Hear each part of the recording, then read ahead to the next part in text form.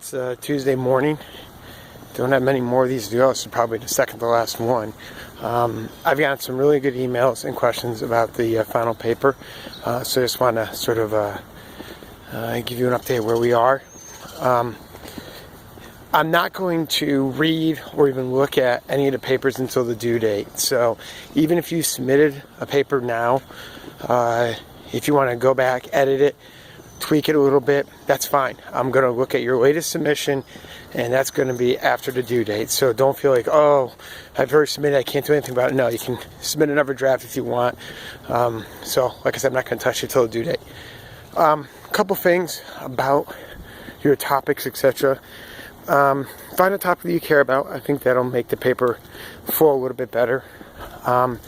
It doesn't matter if you pick a really broad topic or a very narrow topic, but a suggestion would be to make sure you have some sort of operational definition for it.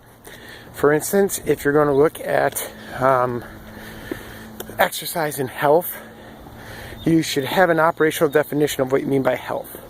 Physical health, mental health, and even that can be more accurately defined as cardiovascular health, etc. So the problem with not having an operational definition is that sometimes you get going in this big, broad idea, and you go on all these tangents, and you don't know where the paper is going to go. So try to have a nice, succinct operational definition that you can focus your paper on. I think it'll make it a lot easier. Now, if you go with a narrow topic, like, say, smoking and breast cancer, that's pretty narrow.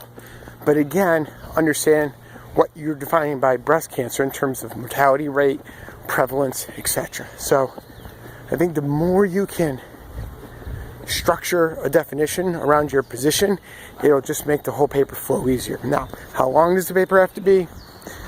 I hate page limits because I don't want you to feel like you're writing a page limit paper, but I think anywhere between 5 to 8 pages is just fine. If you're somewhere in there, you're fine. If it's a 2-page position paper, I don't know, can you get a good position in 2 pages? Perhaps. But most likely not. I think if you go any more than 8 pages, you're probably just going way too far in too many directions. In terms of your references, if you have a lot of references, please do not upload them all. I don't want a upload of 15 references. So what I would ask is I want a representative sample of your articles based on what the rubric says. So 1 exploratory, 1 observational, and your 2 relationals, one of them being a randomized controlled trial. So that's it. If you have more references, obviously include them in your reference list in the paper, but you do not have to actually upload them to me. And final point is the randomized controlled trial. You're going to probably notice that a lot of articles don't come out and say this is a randomized controlled trial. Unlike the exploratory and the observationals where it says cohort study, case control, meta-analysis, etc. That's because most of your papers that are experimental in nature are going to be randomized control. So what you're looking for are papers that have a treatment group, a control group, and then the examiners provide the intervention. And that's probably the biggest key, is that the examiners give the intervention or give the treatment, and then they compare the relationship of the 2 groups. So that's kind of the update on the paper.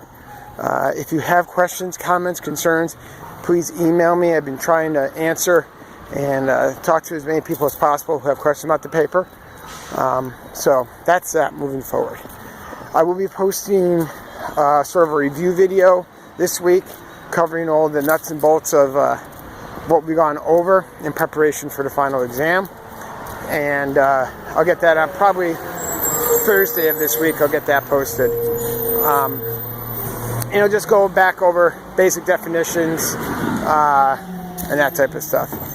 And finally, looking at your grade. I am well aware of what everyone needs to stay in the graduate program at UNCG. I'm well aware that you need B, etc. So I know people are worried about the grades, but the way I'm sort of run this is everyone starts at a B. I consider the B to sort of be the benchmark, okay? If you do extraordinary work in the class, you're going to get higher than the B. You'll go into, B plus, A minus range. If you do poorly, you'll get less than a B, which will be your B minuses and C range. So I'm assuming everyone's going to get a B in the course.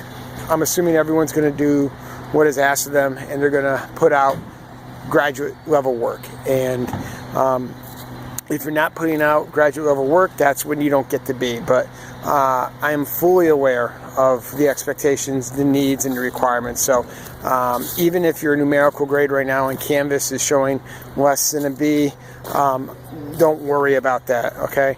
Now, obviously, I don't want you to go and just tank your final paper and take your final exam, because that would not be showing graduate level work. But rest assured that if you do what is expected of you, you'll be just fine in terms of your grade. And I'm going to make sure that no one gets put in a position where their status as a graduate student is in jeopardy. All right. So that's about all I got for today. Like I said, I'm going to post a review video and a little bit more information regarding the final exam. But that's where we stand right now. I'm looking forward to reading your papers. Hope wherever you are, the weather is as nice as it is right now in Carolina. And I will talk to you later. Take care. Bye.